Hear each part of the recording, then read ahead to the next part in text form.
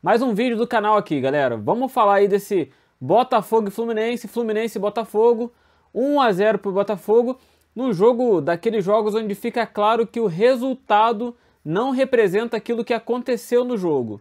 No jogo, o Botafogo foi extremamente superior ao Fluminense, teve uma infinidade de finalizações, escanteios, posse de bola, tudo aquilo que poderia ter feito para construir um placar talvez de 3, 4 a 0 ali em cima do Fluminense.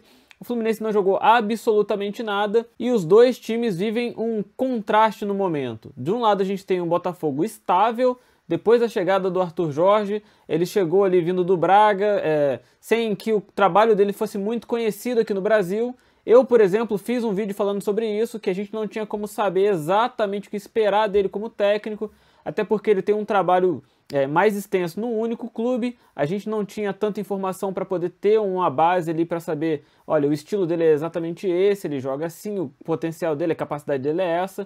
A gente não tinha essa informação, mas ele está surpreendendo, está fazendo um trabalho muito bom no Botafogo, um time estável, com modelo de jogo, que tem uma previsibilidade que é positiva, muito parecida, por exemplo, com o Palmeiras do Abel, que é aquele time que, quando joga bem, vence, quando joga mal, consegue vencer, porque consegue ser competitivo em todas as circunstâncias.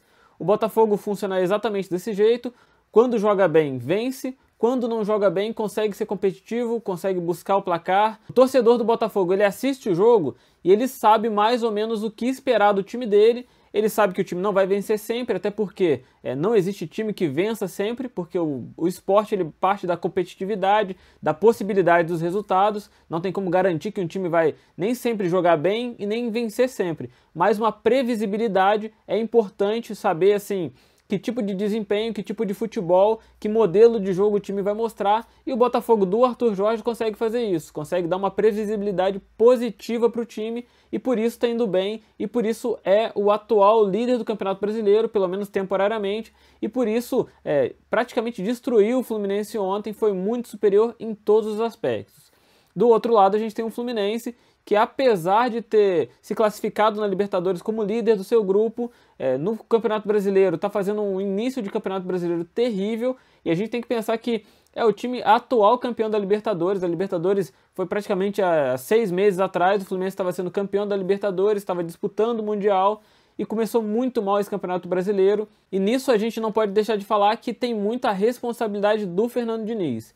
Ele escolhe fazer um modelo de jogo que é o modelo que ele pensa ser o melhor e que funcionou no passado, todo mundo tem que admitir isso, que houve um momento que o Fluminense jogava assim o melhor futebol do Brasil sem ter o melhor elenco, assim como não tem hoje, e pelo menos na minha opinião, o elenco desse ano ainda é pior do que o do ano passado.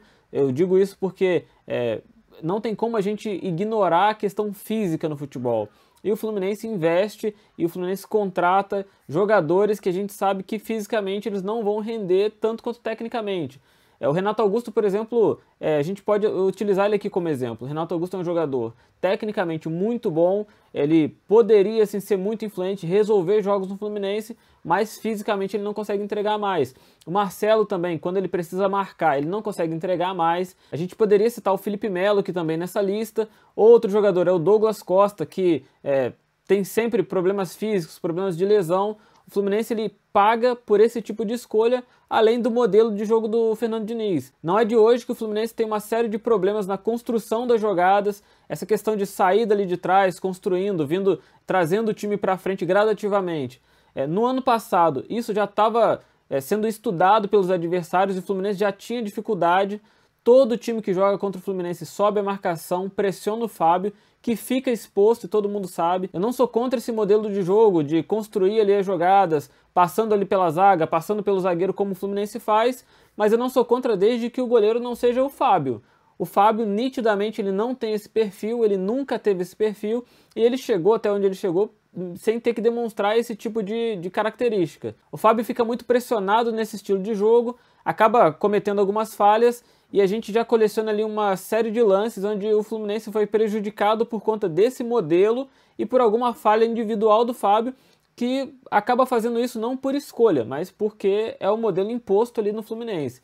O Diniz ele não abre mão, na maioria das vezes, da sua maneira de pensar, da sua maneira de construir os jogos, apesar de ontem ter admitido que a responsabilidade pelos maus resultados é dele e ele pretende fazer algumas mudanças para melhorar isso. A maneira de jogar do Fluminense já ficou óbvia e aqui a gente tem outro contraste. A previsibilidade do Fluminense é aquela previsibilidade negativa, é de saber já o que o adversário vai fazer, é de saber que o Fluminense vai apresentar um jogo muito abaixo das características que apresentou no passado, é saber que se o adversário subir a marcação, o Fluminense vai ter muita dificuldade de sair com a bola, vai ter dificuldade de construir. Se o Germancano não tiver num dia muito bom, assim como ele não está esse ano, o Fluminense quase não vai finalizar e esse é um tipo de previsibilidade negativa. E isso se tornou uma constante no Fluminense.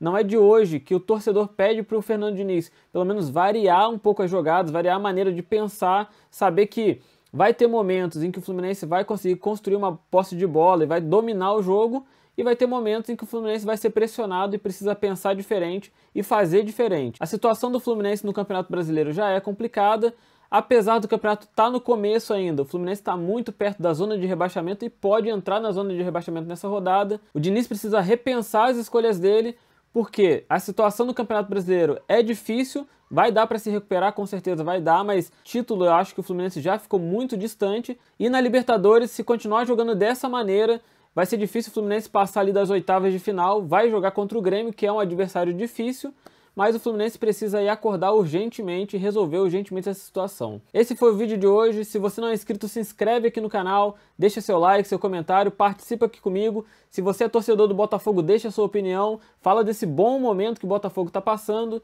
Se você é torcedor do Fluminense, deixa aqui sua opinião também, me fala o que você acha aí das escolhas do Diniz, o que você está achando desse momento difícil que o Fluminense está passando. Para mim, o Diniz é um dos melhores técnicos do futebol brasileiro ainda. Eu só acho que ele insiste muito em algumas ideias que nitidamente todo mundo sabe aí que não tá dando certo, mas me fala aqui o que você pensa.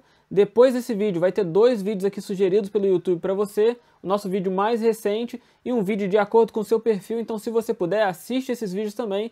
E se você assistiu esse vídeo aqui até o final, muito obrigado e até a próxima.